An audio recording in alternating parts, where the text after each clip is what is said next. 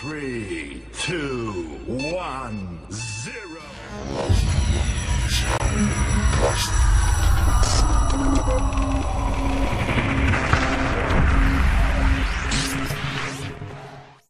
Halo semuanya. Nah, di sini saya akan menjelaskan dari judul yang saya ambil adalah mengenal virus patogen pada ikan. Video ini untuk memenuhi salah satu mata kuliah mikrobiologi perairan. Untuk itu, kita harus lebih mengetahui apa itu virus.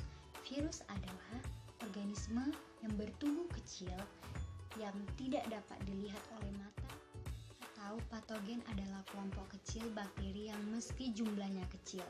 Untuk melihatnya diperlukan alat yaitu mikroskop elektron yang kepekaannya lebih tinggi dibanding dengan mikroskop biasa. Organisme ini tergolong unik karena tidak mempunyai pencernaan sehingga harus menumpang hidup pada tubuh ikan untuk dijadikan inang. Virus menyerang makhluk hidup, berkembang biak di dalam organisme inang, dan pada saat itulah dia akan menyebabkan kerusakan atau penyakit pada organisme inang. Virus ini mempunyai sifat-sifat yang berbeda dengan mikroorganisme bersel tunggal. Perbedaan virus dengan mikroorganisme yang bersel tunggal berdasarkan yang pertama, diameter virus yang sangat kecil atau kurang dari 300 nanometer. Yang kedua, virus tidak dapat tumbuh pada media mati. Sifat-sifat pertumbuhan atau siklus hidup virus yang di dalam hopes atau insang. 4. Virus hanya mempunyai materi genetik berupa DNA atau RNA saja, tidak pernah keduanya. Yang kelima, asam nukleat virus bersifat infektif. Yang keenam, virus tidak dapat melakukan metabolisme sendiri. Yang ketujuh, virus tidak peka terhadap antibiotik. Serangan virus membawa akibat kerusakan jaringan yang cukup luas dan membawa kematian dalam waktu yang relatif cepat. Infeksi oleh virus yang sering berlanjut pada infeksi sekunder yang dapat melemahkan tubuh ikan, terutama di ikan hias. Adapun 3 jenis virus yang sering ditemukan menyerang ikan. Yang pertama yaitu Epithelioma papulasum, yang disebut juga dengan virus ini yang sering sekali menyerang ikan mas dan juga beberapa jenis ikan hias. Serangan virus ini akan menyebabkan penyakit cacar, sehingga pada tubuh ikan timbul bercak-bercak putih seperti susu yang secara perlahan-lahan akan membentuk lapisan lebar mirip kaca atau lemak dengan ketebalan antara 1-2 mm, yang secara perlahan-lahan membentuk lapisan lemak yang berlindir dan transparan. Serangan virus ini dapat dikendalikan dengan zat arsenik yang telah dilarutkan ke dalam senyawa arikil. Virus yang kedua yaitu herpes virus. Virus ini sering menyerang ikan hias, jenis catfish atau berbagai jenis ikan lele, sehingga penyakit yang ditimbulkan lebih dikenal dengan nama Channel Catfish Virus Disease atau CCVD. Infeksi CCVD ini disebabkan oleh virus herpesvirus dan termasuk jenis penyakit yang berbahaya karena dapat menyebabkan kematian massal pada lele, terutama periode pemeliharaan benih. Penyebaran penyakit ini dapat melalui induk atau pada saat pengangkutan.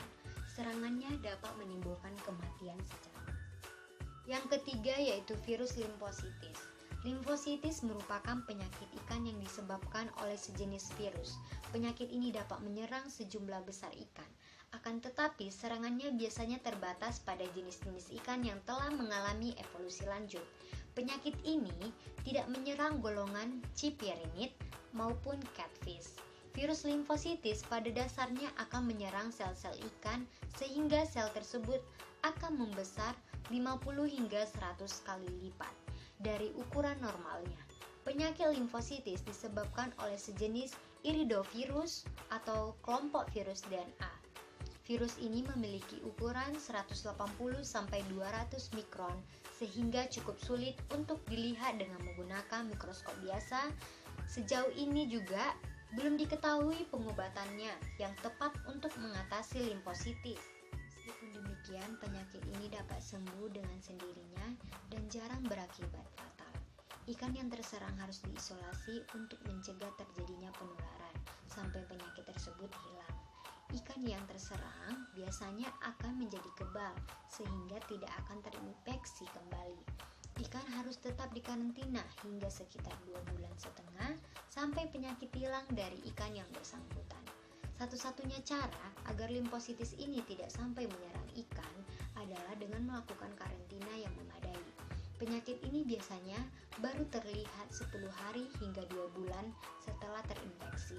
Meskipun demikian, karantina bagi limfositis ini tidak perlu dilakukan pada ikan-ikan yang tidak dapat terserang seperti ikan dari famili Cyprinid atau ikan-ikan yang telah mengalami kontak dengan ikan terinfeksi.